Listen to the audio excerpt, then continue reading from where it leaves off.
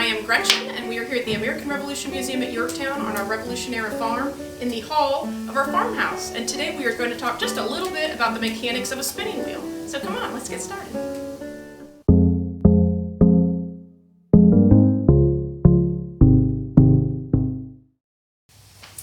So hello again. So we are sitting, or I am sitting rather, right behind a Saxony wheel, and even though the walking wheel is behind me, we're going to talk a little bit about the mechanics of a Saxony wheel today.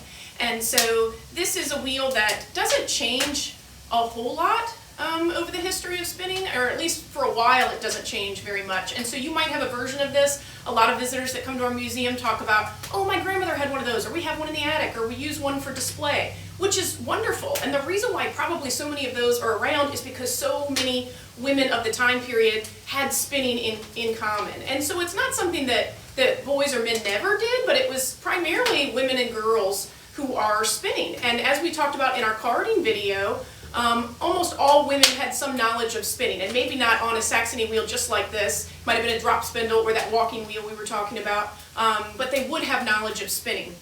So we're just going to talk about how this thing works. And what I think is magnificent about a Saxony wheel is you can see how this machinery works just by looking at it. We don't have to open the hood up, we don't have to pull back a curtain. You can see everything happening right as you're doing it. And so I will spin for a second, and then I will talk about what is happening, what you're seeing.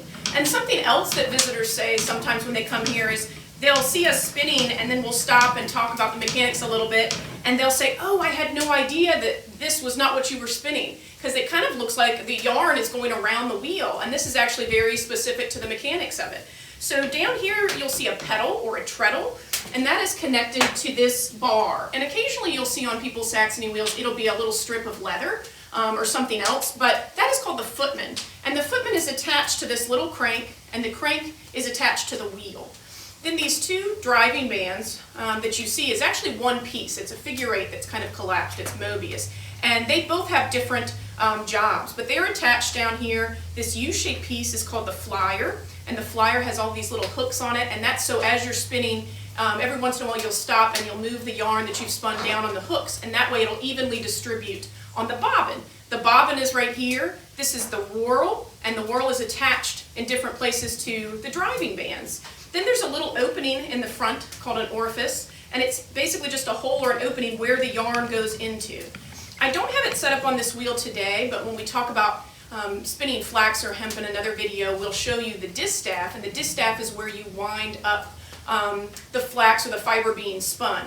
And if you've ever noticed, if you have a spinning wheel and the distaff is missing, that little hole there is the opening, so you can set that up. This is a little tension knob where you can tighten it up.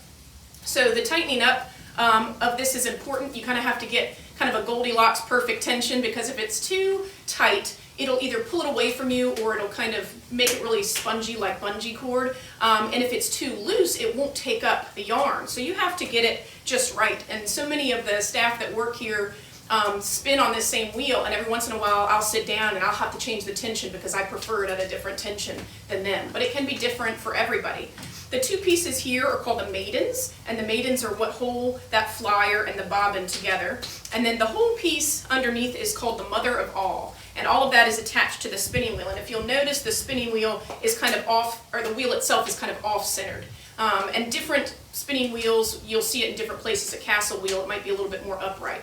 But you'll see it in different ways. And then the three legs are holding it all together. So it is really kind of a wonderful machine that's been around for quite some time. You know, spinning predates this type of wheel, but we think as early as the 1500s people are using a treadle wheel in Europe. Well, thank y'all for joining us today. I hope you learned a little something about the mechanics of spinning wheels. There are lots of spinning wheels, lots of spinning devices and fibers, so if there's any one of those you want to know a little bit more about, please leave a comment below.